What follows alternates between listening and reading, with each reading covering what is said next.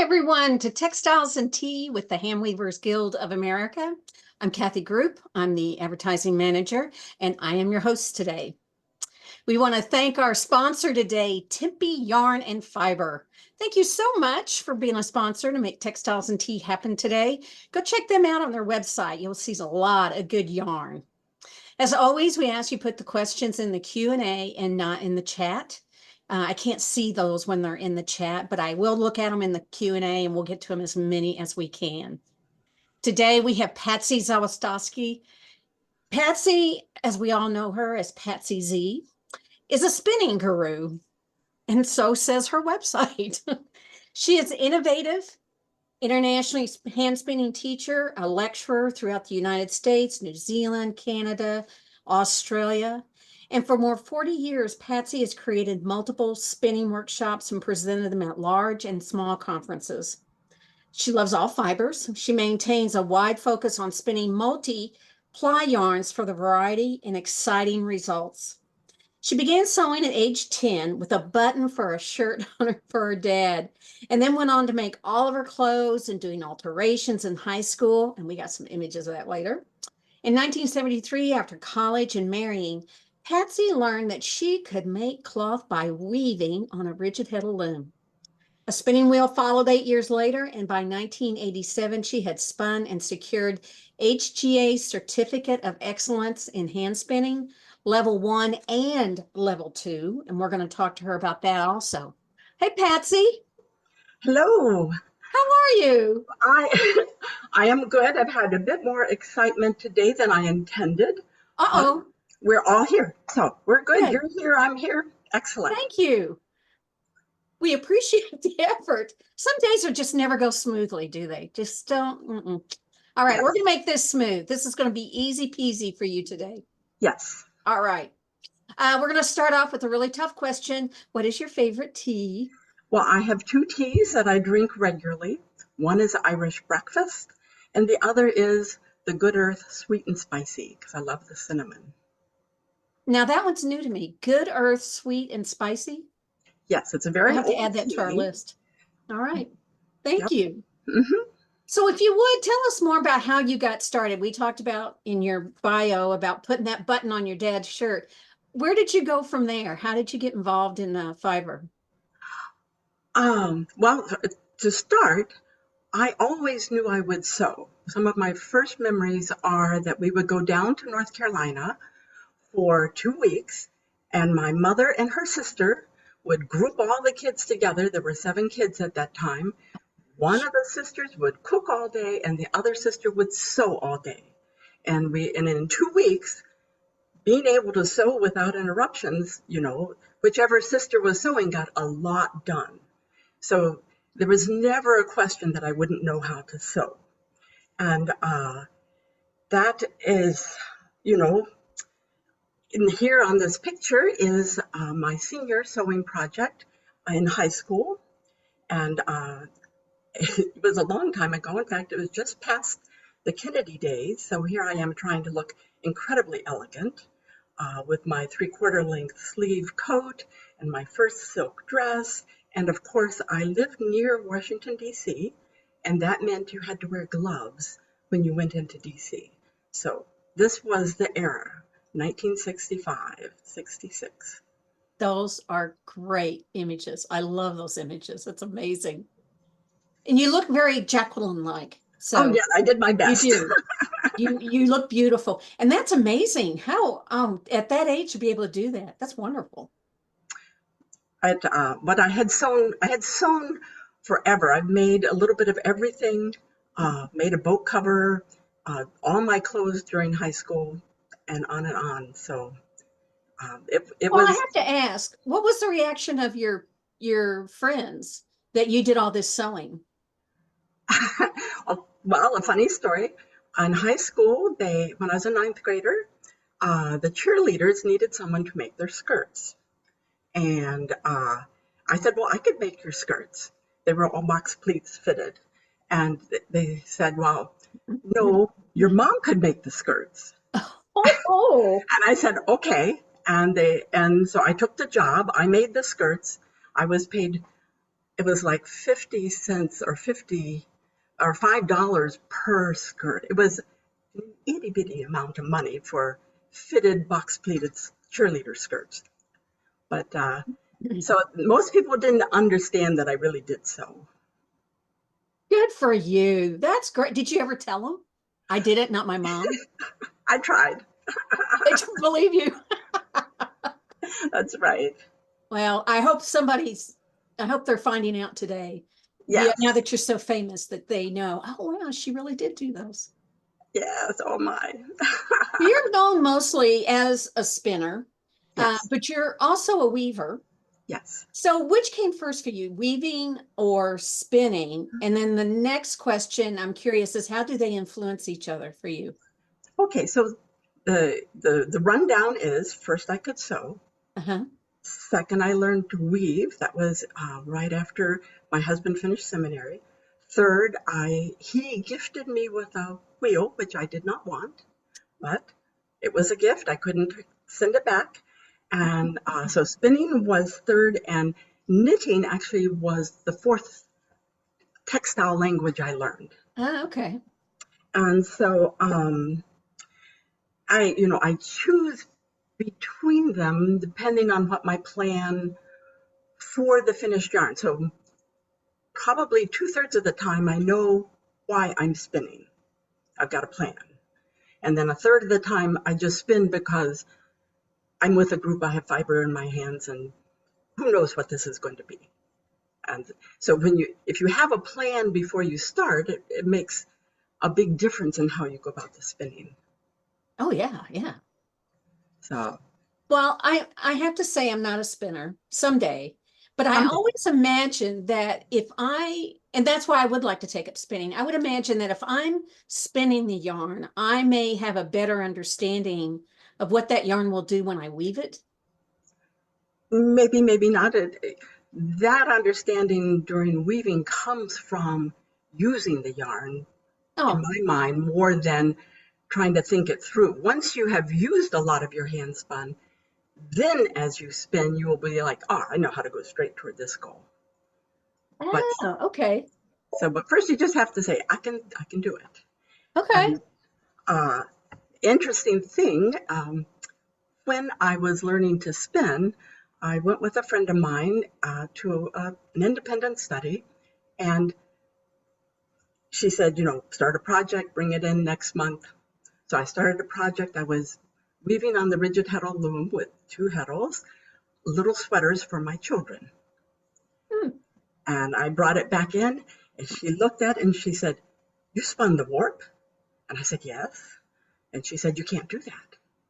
And I said, oh, I'm so sorry. You didn't tell me I couldn't spin the warp. And of course, that was just a really odd time in spinning history in the very early 80s. Because, of course, it completely neglects all of the Vikings and all of the ships and the sails and the clothing that had been on the earth previous to that. But yes, I was told I couldn't do that. And she was horrified. And I'm like, I'm so sorry.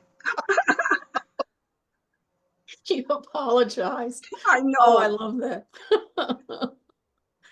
Oh, the rules we go by, and then we never figure out why we go by them.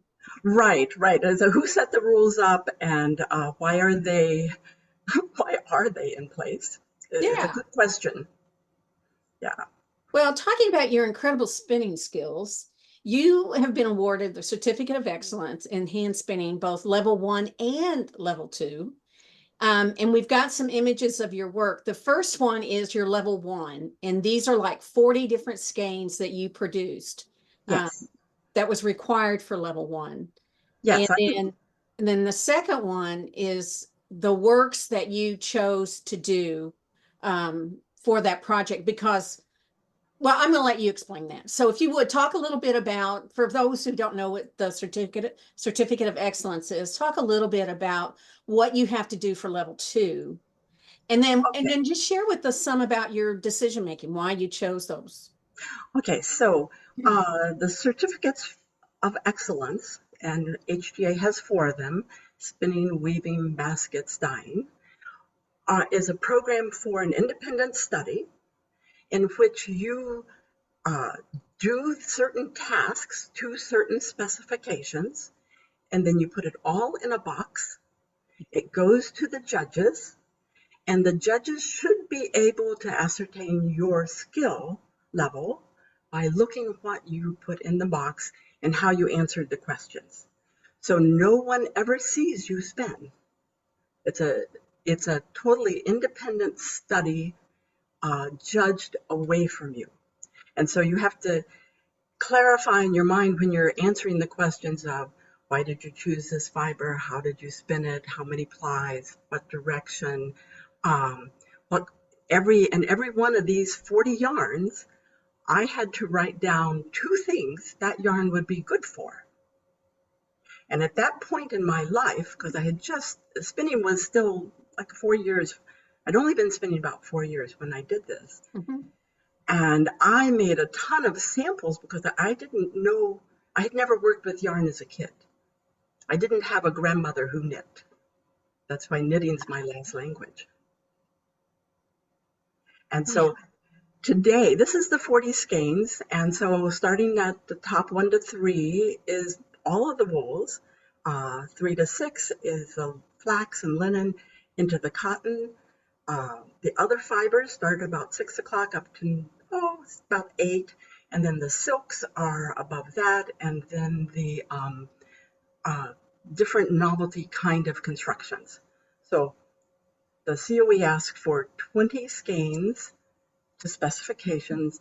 The first 20 are the historic fibers: cotton, silk, flax, and wool. You should be good at those. And then the next 20 skeins are on all the other ways you can spin: blending, plying, novelty, all of that, and all the other animals, you know. So it's and today you only have to spin 1 ounce. They have reduced the amount of spinning, so I had to do 2 ounces at that point. Wow. 85. Yeah. So if you go to the project ones, the next slide, the part 2.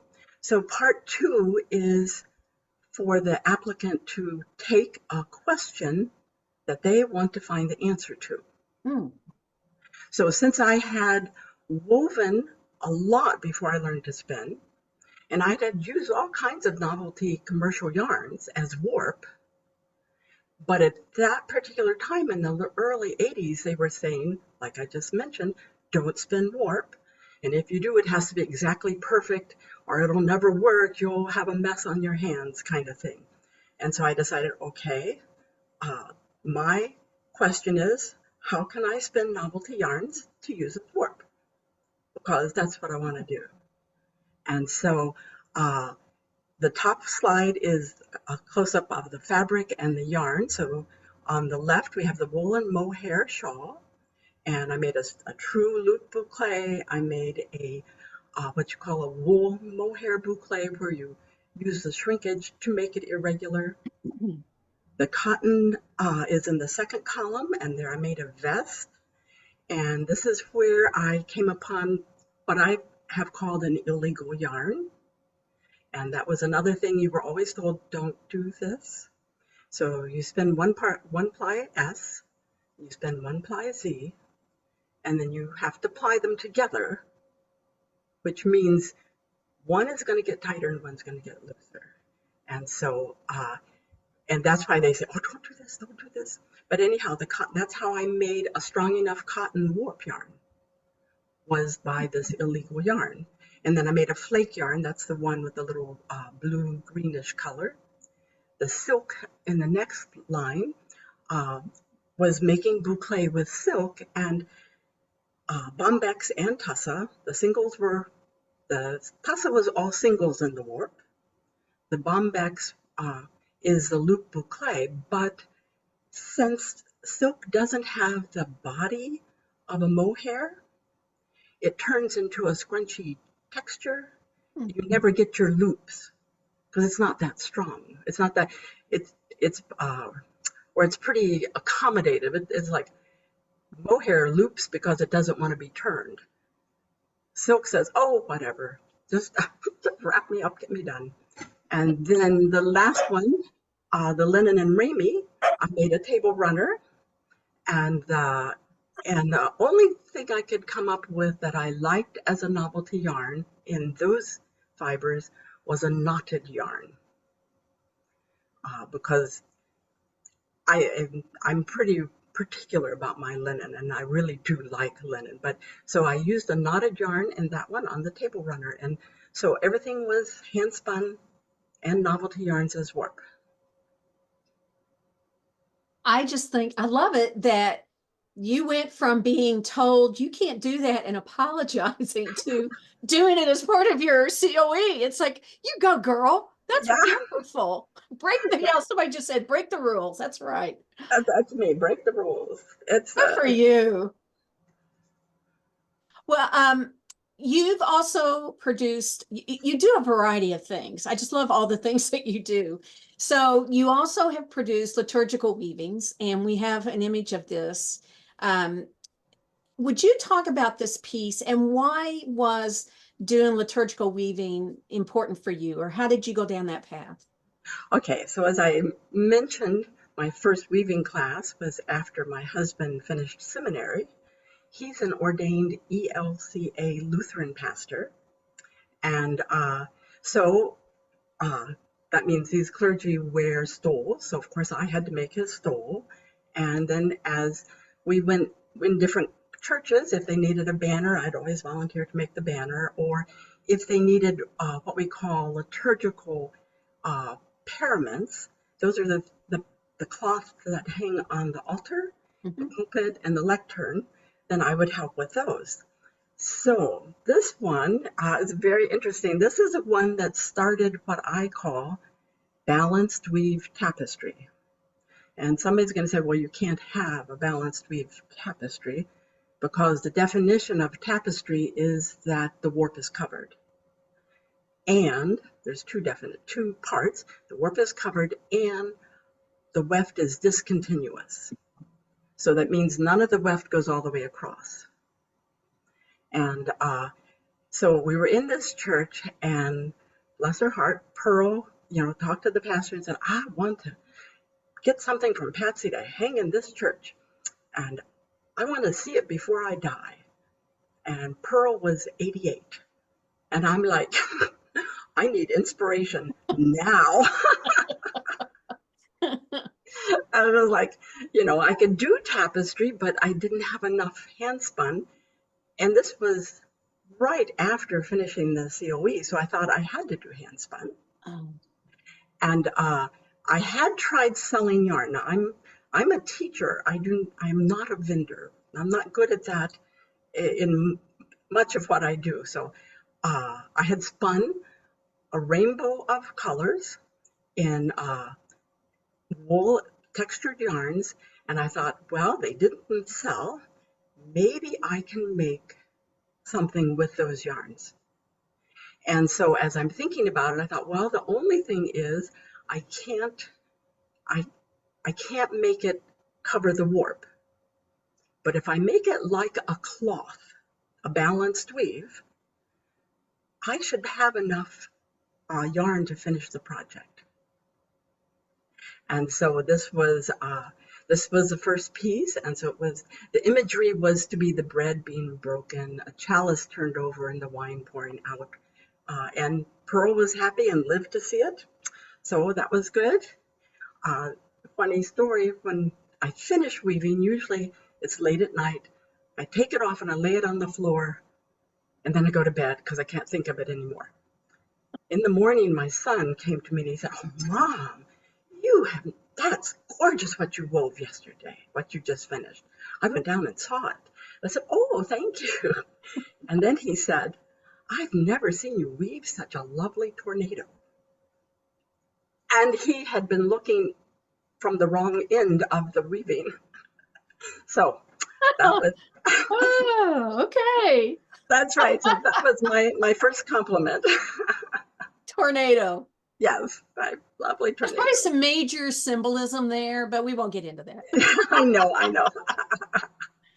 Oh, it is gorgeous. It is absolutely, the colors are amazing. So you did all the dyeing too then, right? Yes, and those happen to be natural dyes. Oh, okay. Um, I tend now to use commercial dyes, but those four, because I was trying to sell it, I did it all natural dyes, and like I said, nobody bought. So it was it was a good thing because I had the yarn I needed.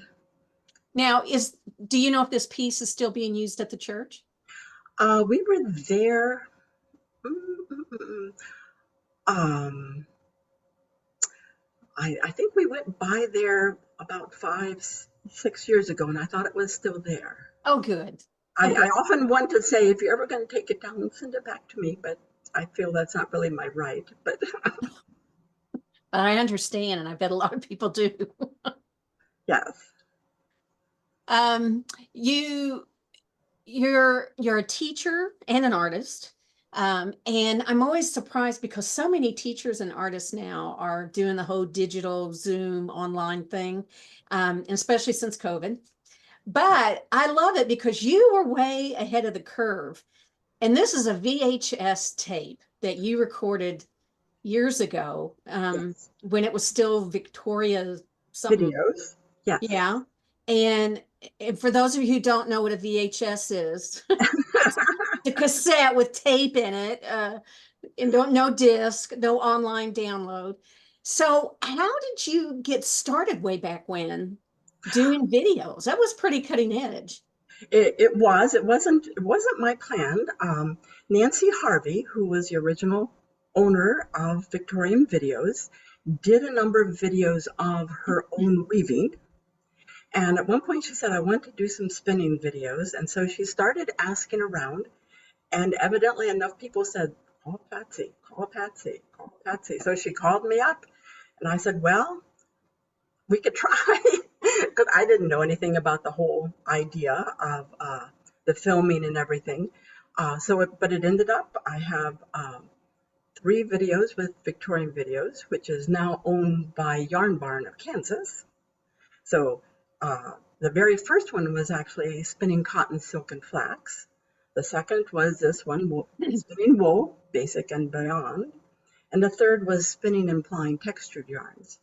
And since then, in 2014, uh, Interweave Press, which has changed over to Long Thread Media, had me do 3 more videos, and they're on their online courses. One is the new fibers, spinning the new fibers. Another one is reproducing mill spun yarns. So you have a yarn you want to make your own in hand spinning. And the third one was the illegal yarns, spinning that breaks the rules. So it's been a trip that I never planned on, but it's been fun all the way. In Do you fact, think it, do you think it changed you at all making the video? Like some people say, oh, after I taught a certain weave or teach weaving, I learned so much more about myself or about weaving or whatever. Was doing the video, did that have an impact like that also? um, possibly, um, but I think looking back, probably my best background for doing the teaching and the videos is I am an early childhood degreed teacher. So when you're thinking of teaching children that are small, that's actually the best prep for teaching grown-ups that are big, because they don't listen real well. Can't give them 3 instructions, one instruction at a time. And so it's, I think I leaned a lot on my college education. Hmm. And so it did help because I had to break things down, I learned to stop, do this, do that, spin kind of an animation style so that it, would all flow together. Well, how do you feel about teaching online versus teaching in person? Um, I have great admiration for people who do a lot of online. Online is, it's a lot of work, and it's a different kind of work. Hmm. And the main reason I like online weaving and teaching is because I have a very sweet husband who is my cameraman. And so, and he has taken pictures of me over the years, holding my hands just so that he knows what it is I'm trying to show. And with online teaching, many students will comment that, oh my gosh, I can really see what you're doing. Because I'm just spinning at my wheel, and he is just right above my hands and the drafting zone showing exactly what's happening. And so it's a very amazing tool to be able to do that. But that means I can't teach online unless he's home, and free at the same time. Online teaching is very intense, I think, from the teacher and the student. So I try never to go over 2 hours in a section, because I think that's just a long time for a lot of students to sit in front of the computer. And so whereas when I'm teaching in person, a 6-hour day is typical. And so if I'm doing a one-day class, but I'm doing it online, I will do 2 hours. It's rather packed. And then we take a very long lunch break, maybe an hour and a half or 2, so that people can relax their shoulders and, move around and eat, and then do another 2 hours. So we can cover the same amount of material.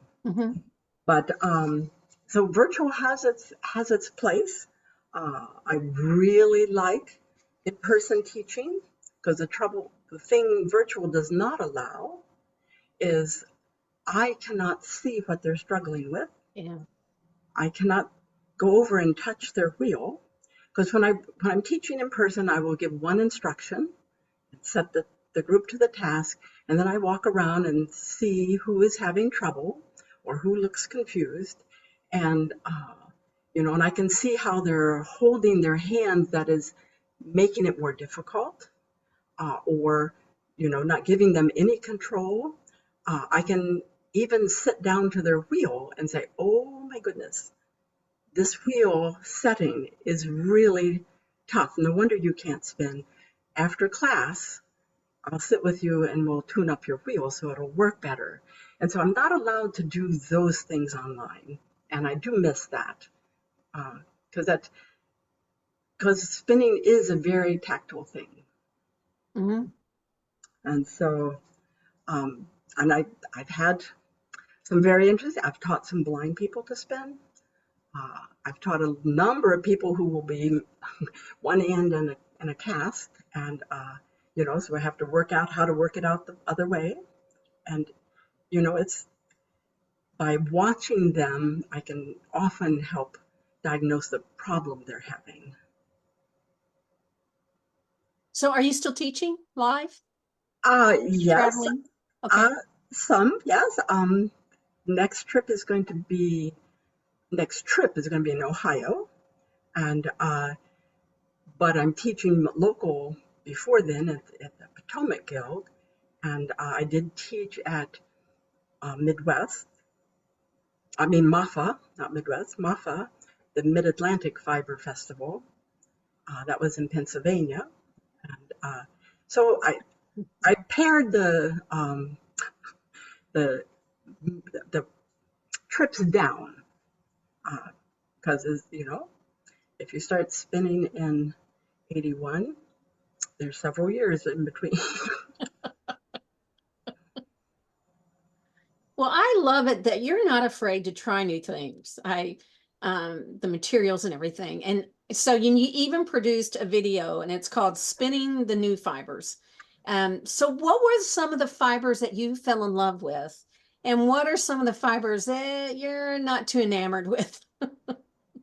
Well, I think the history of manufacturing fibers is so amazing and fascinating. It actually started with a thinker posing the question, if a lowly silkworm can spin a fiber, why can't a man figure this out? And so that was the driving force. We're not going to be upped by a lowly silkworm. And so the fibers that I do like, I really enjoy Tencel which is the trademark name. Tencel is a lyocell, which is the generic name. It is a ecologically sound rayon. And so to make a rayon, there's a lot of processes. You dissolve and churn up cellulose. All of the rayon, all the cellulose for Tencel comes from managed tree farms. So from the very time they're planted, they're told you will be a Tencel. So there's no surprise to the tree. Then when it's extruded like a shower nozzle kind of into a hardening solution. And for the lyocell Tencel fibers, that solution is recycled, and they say up to 99%, and reused, because previously in most rayons, your hardening solution could harden X amount of fiber, and then it was all downstream waste. So the Tencel is a very ecological in that respect. And so I really like that. Another one that I enjoy working with is Optum from Australia. And what they've done is they've taken fine wool and they've stretched it, which increases the length and reduces the diameter and enhances the shine. And then they fix it so it stays. And of course, it's all proprietary knowledge. So I don't get more information than that.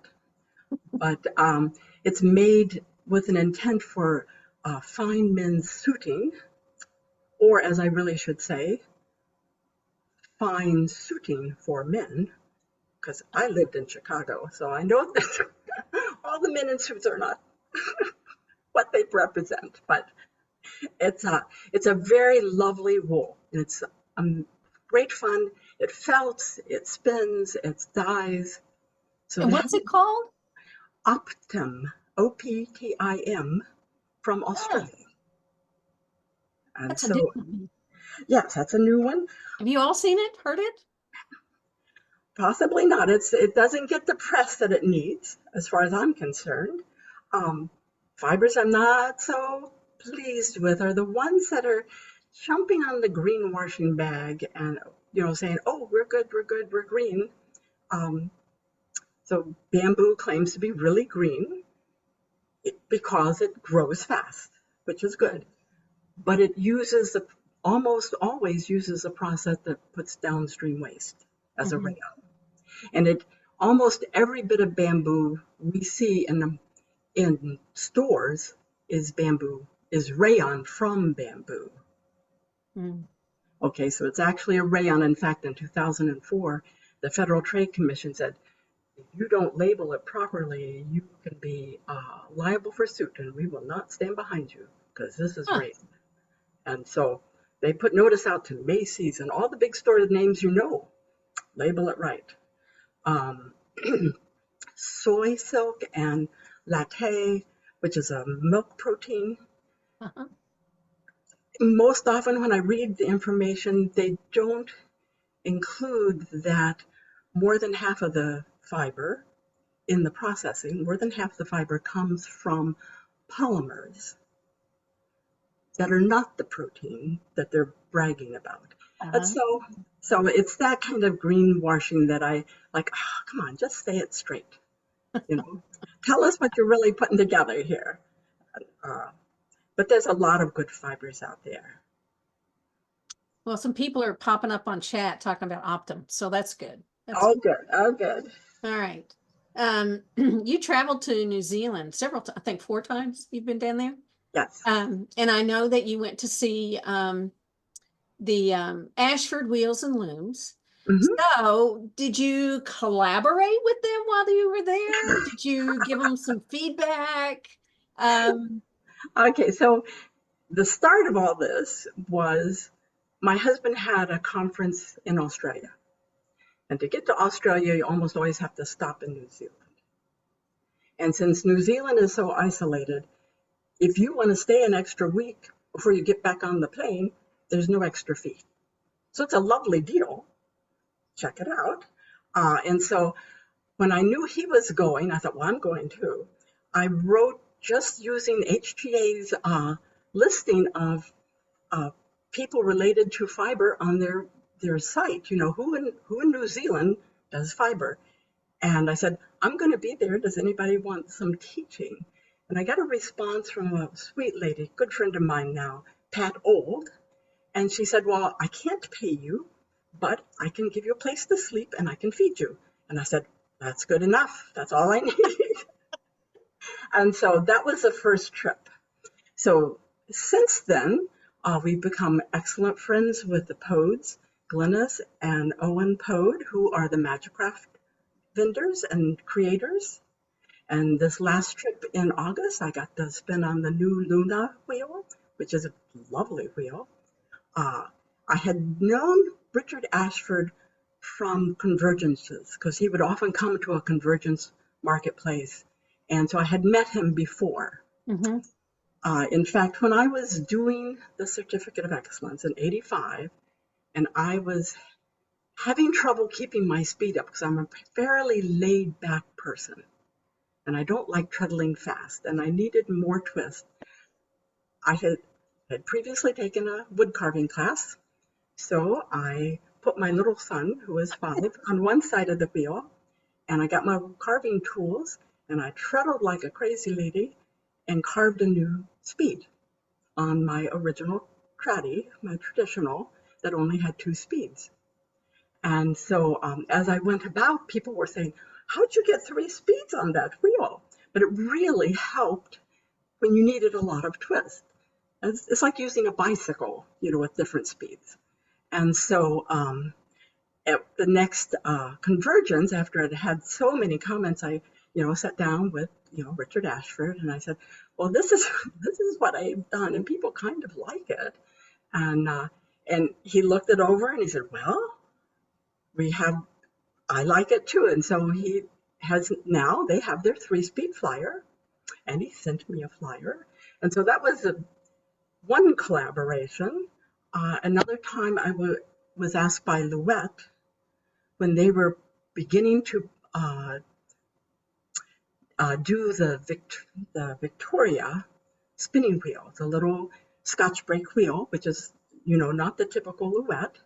And so they stopped me at a convergence and said, Patsy, if we gave you a little Victoria here, would you write and tell us what you think about it and give us any ideas? And so I did that. And for my efforts, I have a little Victoria now after they did the final updating on the wheel.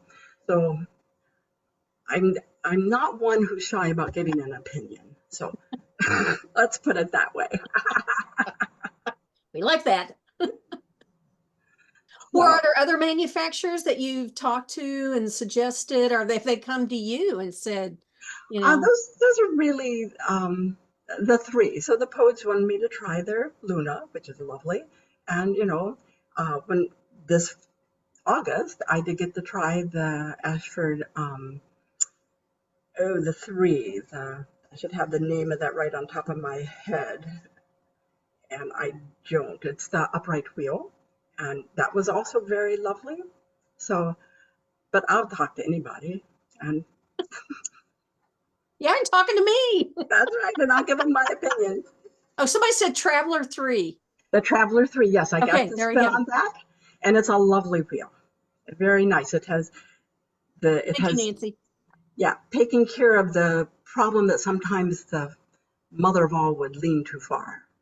And this one is just nice and stable. That's excellent. Okay. So right. It's a good wheel. So. All right. The one thing I noticed when I was reading about your website and the things that you write about and everything is that you don't spin and weave just to make something, and you really work to understand better what you're doing.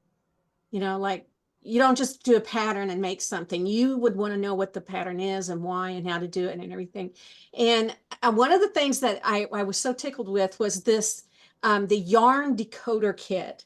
that I saw on your website. And I apologize, we don't have a clear picture, but I think you can probably explain to folks what this is. Um, so yeah, talk some about what this is.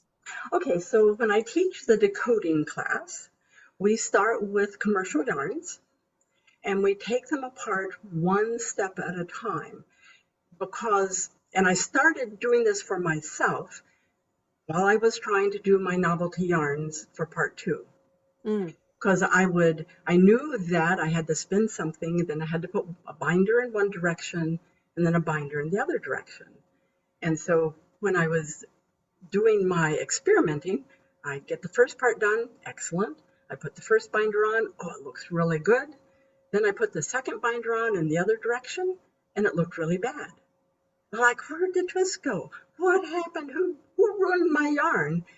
And and so I finally sat down and made myself a really large decoder and watched really close what happens when you turn. I had a little crank made out of a paper clip, and so I could count exactly how many twists were going in and which direction. It was all very clear and straightforward.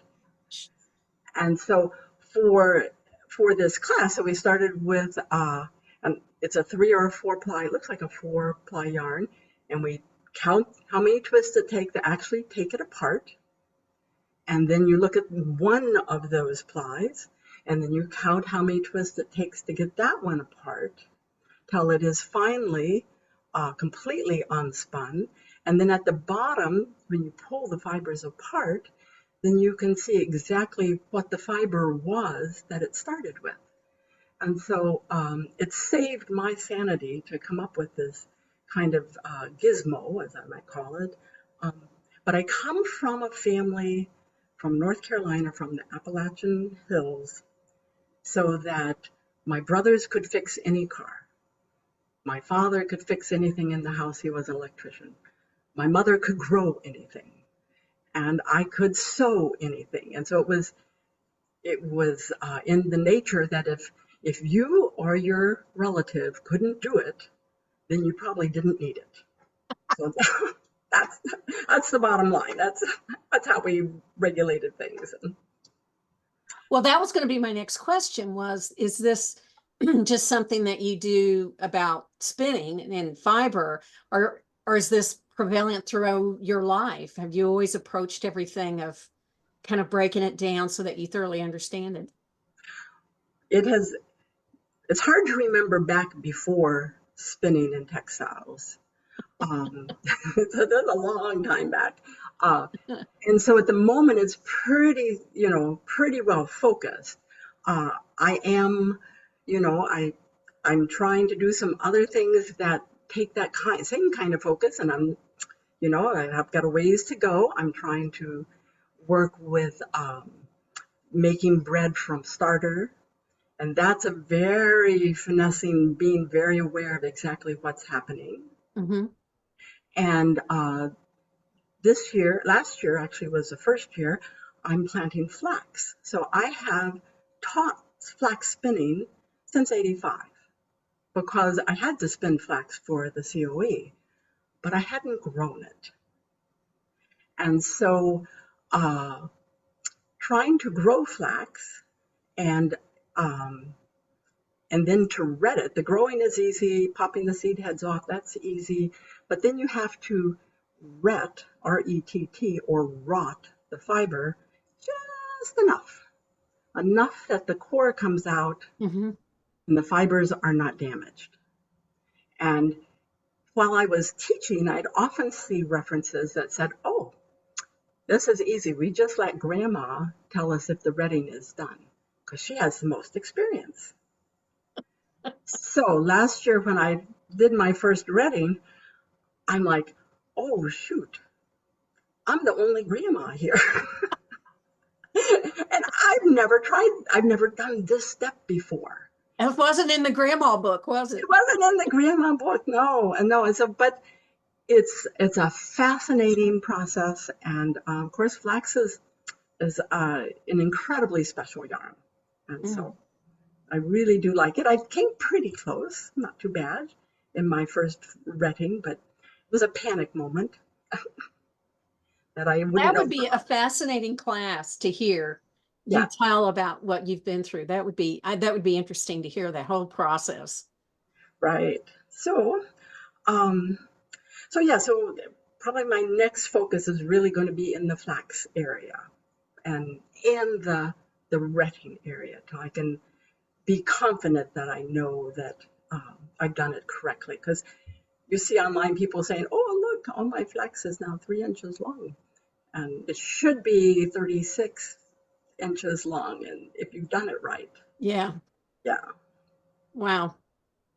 Well, you're, like I said earlier, you're a spinner, you're a weaver, you've done felting, and now you're a farmer, you're growing things. So you're all of these things. And I'm always curious, what's the catalyst that gets you to choose the path? Like, how do you know, oh, I want to make something. Oh, I think I'll knit it. No, I think this is a spinning technique. No, this is felting. What's that?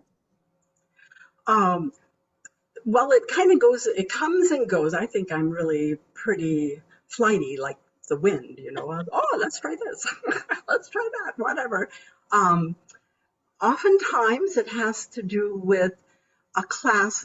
When people want a class, I say, well, what do you want me to teach? Because I can tailor this class to what your group is doing. And so often it has to do with how I'm shaping a class for a certain group. It's like, Mhm. okay, so we're really going down on this side pretty hard.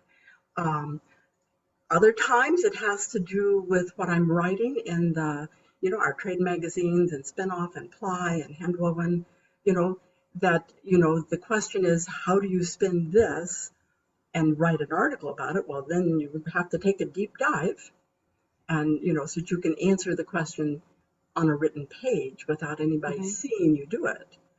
And so it seems to be whatever, focus comes in and, we have moved around a lot. And so now we're in Maryland and it's, it's everything's always different each time. But I'm kind of directed by an article or a project or a class I'm trying to teach. Okay. So what's next for you? You've talked some about things you're going to do, but anything else you want to add to that list of what's coming up for you? Mostly it's ply. Um, I did get a request wondering, in 2013, I did a 10-week tour of New Zealand, teaching in 25 different locations, 25 teaching days in the 10 weeks. And so I've been approached wondering if I would do this in a certain set of states area that they'd like to have a tour, a, a teacher in service teacher kind of tour. And so I'm trying to decide through that if 2013 was 10 years ago, but it's I'm always energized by teaching, and and I do know what's required of the large process of getting ready for a tour Oh, because of yeah. New Zealand. Yes, Well, we have tons of questions. So bring let's them try to on. hit some of those. And what is knotted yarn? You were talking earlier about all the different yarns that you made. Hmm. What is knotted yarn? A yarn, not a yarn, would be fibers that are laying next to each other but are not twisted together Oh, in some manner. In my opinion, they need twist. However, in in the commercial world, you can find extruded yarns that just go on forever. Uh, and in superfine silks, uh, those have very minimal twist. But in my mind, a yarn is fibers that have twist holding them together. oh, okay.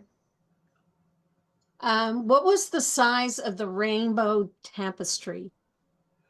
That was probably about 2 feet by 3.5 feet. Oh, okay. Okay. This is from Carrie Gordon. Patsy, where did you find the church stole pattern to weave? I suspect your sewing talent was helped out. Um, it, Why, that was a long time ago. That was in 73. And Wow. yeah, a long time ago. Um, I believe while we were at the seminary, somebody was passing around the stole pattern. Because the main thing is it's straight, it's tapered, and there's a curve to go around the back of the neck uh, to make it fit. Today, a whole lot of people just make them completely straight. And it folds and stands up behind their neck, kind of like a cowl collar. But the original ones were all fitted around the neck of the clergy person. So as things I've learned about that, on some of my pieces, some of my vests, I'm a person who does not have square shoulders. My sister does, but not me. And so vests fall off my shoulders. Oh. And so when you make a straight long stole, Mm-hmm. often they like it to be worn so it kind of drapes down the back, Oh, kind of right. like you think of an academic thing at the back. Mm-hmm. And the way they make that happen is they put a little chain from here to here, and the chain sits around your neck, and the rest of the stole just hangs loose and open. And so on a lot of my vests, I put a little chain or a little hand crocheted chain to make sure my shoulders stay where they belong. Oh, how clever. Yes, That's a great idea. it is. It's a simple thing. And on it, elsewise, when you put a vest on that has like a V collar in the back, Uh-huh. by the end of the day, the vest has moved forward and it completely puts hanging proper because nothing holds it to stay back. So you have the V in the back. Right. Liz Adams wants to know, do you do spindles spinning? I made myself learn to spindle spin. I started on a spinning wheel, and as I go across the classes, it's about 50-50, whether people spindle spin first or treadle spin first. And I think there's reasons to say this is better, that is better. A spindle is excellent, particularly when my kids are in high school. So I keep a little spindle in a little bag and then a bag of cotton that had seeds in it. And then I'd have to take them to this or that. And I'd have to wait for 45 minutes. And I could just take the seeds out of my cotton and spin my little yarn and be happy and content instead of being, why is this taking so long? And so often people say that wheel spinning is faster by the minute and spindle spinning is faster by the week. Because if you can use all those little odd bits of time in your week Oh, to get a little more yarn done, I get it. I get it. Yeah. you don't have to sit down to the wheel. You can be in the car, you can be on the bench watching the soccer practice, you can be, waiting for the band to start. All of those times that you can sit, a spindle's great for that. Mm-hmm. So, and I'm a hip roller. So when I'm spindle spinning, so I like a bottom whirl, roll it on. I like a high whirl, roll it on my hip. So uh, my right hip is the S spin, my left hip is the C spin. Um, Janice, this is a great question. She said, had this discussion yesterday. Is rabbit hair, fur, pelt, etc. considered wool? By the Federal Trade Commission, not by me, rabbit hair is fur. Okay. That's their definition. Um, I include it in, as Angora bunny hair Mm-hmm. in many classes.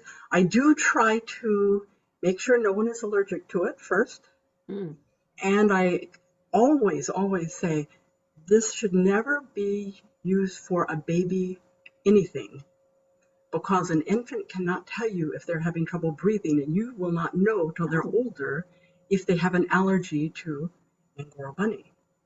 And there's a lot of people who have allergy to Angora bunny. So if that's the case, so when I have it included in the class, I will ask the class, is there anybody here who cannot deal with this fiber? And if so, then I don't let the rest of the students take their fiber out of the bag. You have to do what you can for the group. And I explain about spinning it and talk about it, but we don't do it as an exercise. But the Federal Trade Commission says it's per. So I never even thought of that, but you're right. Yeah. Yeah. Well, I can't believe it, but we're going to have to stop for the day. We've got lots more questions. I'm sorry, you all. I encourage you to go to Patsy's website and go to check out her email and email her the rest of your questions. And there were some good ones too. There were some of my ones too. So anyway, it's spinning without the G. It's not a misprint. Spinninguru.com. And there's wonderful, wonderful things on there. Probably everything you ever want to know about spinning, you're going to see there. So thank you so much, Patsy, for being on here today. It was great. I've known of you and admired you for so long. It was wonderful and an honor to have you on here today. Thank you so much. Well, thank you for having me, and thanks again to Tempe for sponsoring. That was a fun thing to do. We do want to thank our sponsor. It's Tempe Fiber and Yarn. And Yarn and Fiber. Sorry, Tempe. Thank you for sponsoring this today. Great sponsor, right? To have someone who knows so much about fiber. Thank you for sponsoring this episode today. And if you would like to sponsor an episode of Textiles and Tea, or your guild, or a group of you want to get together, or your business, please go to our website at weavespindye.org and you can see more information. Choose a date and you can sponsor that time. If you want to celebrate an event, you can have that anniversary date, whatever you want to do. If you have any questions, give me a call. I'll be glad to help you with that. We have scholarship deadline coming up. There's free money out there. You just got to apply for it. And this is one of them. If you're a student, a student in an accredited program, you don't have to be full-time, but you do have to be taking a few classes. You can apply for a scholarship. The deadline's coming up. It's April the 18th, and that does include getting your references in too. But consider it. Go online and take a look at what's required for you to submit for a scholarship. We want to give this money away. This is how we keep those new spinners, weavers, and dyers going. So if you're a student and you're looking for some added income to get your keep staying in your fiber world, check this out. It's weavespindye.org. You can go to where it says scholarships and grants, and you can see more information there. And where do those scholarships come from? They come from donations and memberships, mostly from donations. So we really do appreciate everyone who joins HGA, and especially those who donate.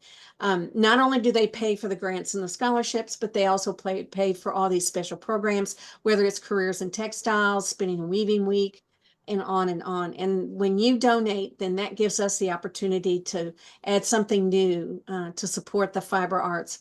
And that's our goal. We appreciate it. If you've missed any episodes, you can see them on HGA Facebook page, or you can go to YouTube. And I encourage you to sign up for YouTube, because if a new episode is uploaded, you will get a notice. And that's always nice to be able to keep track of those. So again, the HGA Facebook page, you can go there and watch all the episodes all the way back to our very first one. You can see those. We have Liz Gibson next week. Another inspirational fiber person and fiber teacher. I encourage you to join us next week. Hope you all have a great week. Hope you enjoyed the eclipse yesterday. I saw several people were talking about it. Have a great week and happy tea.